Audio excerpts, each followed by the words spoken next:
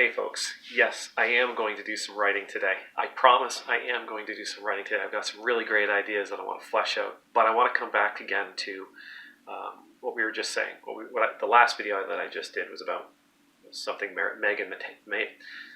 The last video I just did was about something Meghan McCain had said on The View, where she said that she thinks one of the reasons America is great is because it's a meritocracy, a place where you get what you deserve, you get what you are willing to work for. Anybody can become anything if they're willing to put in the work. Now she goes on in that interview to say, to speak about equality a little bit. And what she says, to paraphrase, is that there's the opportunity, there's the chance that if we continue going down the road we're going with equality being what it is, that we may run into a situation where a person like her on The View is put out of a job, taken out of her job, because a person of, for example, Asian descent, she did use this example, who is less qualified comes along and the producers want to make things more fair. I've heard this argument for decades. I have heard this argument for decades that a person of color, a person who is bilingual, a French speaking here in Canada, a French speaking person may come along, and even though they're less qualified, they will push me or you out of our job because they are a member of a visible minority.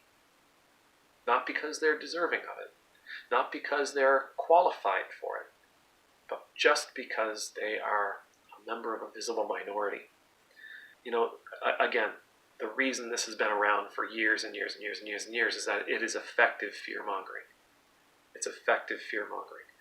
There is nothing in any law that states that you have to hire somebody who's not qualified if they happen to be the member of a visible minority. You still should and have the right to hire people because they meet the qualifications, they meet the standards that you had set out for a particular position, a particular job, a particular career, for whatever it happens to be. But it does actually speak to something that I want to address a little bit more. And that is our need that if we truly, genuinely want a more egalitarian society, a more just society, then we, as a society, are going to have to invest disproportionately in those areas of our society that we want to raise up.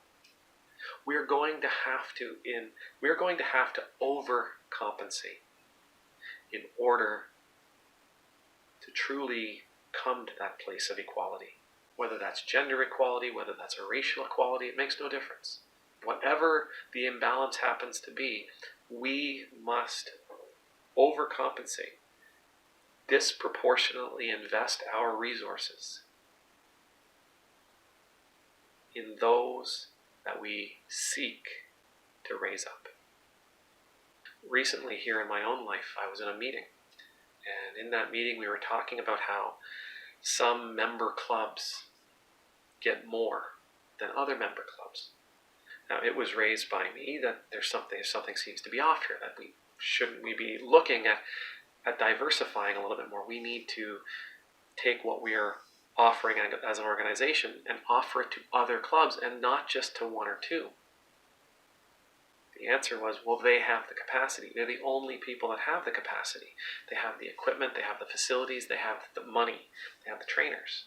They have the people behind them that are willing to volunteer to do these projects. Somebody else in the group said, yes, because we have been investing in them this long. If we truly want there to be equality across all member clubs, we need to overcompensate other clubs. We need to overinvest in other clubs so that they will start building that capacity. We need to invest in them, and we need to help them build their capacity in order to create an overall organization of equality, an organization that is truly egalitarian. Now, this kind of thing doesn't seem fair. And it won't seem fair. I can tell you another story. Again, I'm here writing my play. I wrote a play a few years ago. It was produced. It was published. It was great. I thought it was fantastic, and I decided I was going to enter it into some Canadian contests, some Canadian playwriting contests,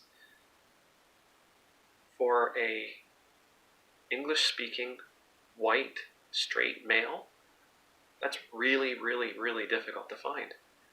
A lot, I would say the vast majority of playwriting contests in Canada are right now geared towards telling the stories of the Indigenous people, telling the stories of the LGBTQ community, telling the stories of women, telling the stories of people, of immigrants, people of visible minorities. It seems unfair. It seems unfair until you realize that, generally speaking, straight, white, English-speaking males in Canada don't really need any help having our story told. Our story's been told a lot. Stories have been told from our perspective a lot. We want to hear the stories of other peoples. We want to hear the stories of other nations. We want to hear the stories of other individuals. We want to hear unique stories. We want to hear stories that will help us develop empathy and compassion for others, those who are different than us. Those are good things. Yeah, for me, seems kind of unfair. But it's not about me. It's about the betterment of my society. And to make my society better, we need to have Indigenous playwrights sharing their voice. We need to have female playwrights sharing their voice. We need to have members of the LGBTQ community sharing their voice, sharing their perspective. We need to hear the voice and the perspective of the immigrants who have come here, of the refugees who have come here. These are the voices that will make us, as a society, fuller and healthier. My voice has been heard. The voice of people like me has been heard. It doesn't stop me from writing. I love writing. I love making my plays. I love writing my books and my short stories and all the other stuff that's out there that'll probably never see the day of being published, but I love doing it. Move our society genuinely in the directions of equality and ultimately justice, to help our societies become better, to help our societies grow, to help our cultures shift, to become more loving and more understanding and more empathetic. We need to perhaps do things that don't necessarily seem fair to those who have never had the struggle, to those who have never worried about equality or justice. Doesn't mean we have to take from them, but we certainly need to make sure that we are over-investing our time, our treasure, our talents, and all of our other resources in those members, those peoples, those communities within our cultures, within our societies that we want to raise up.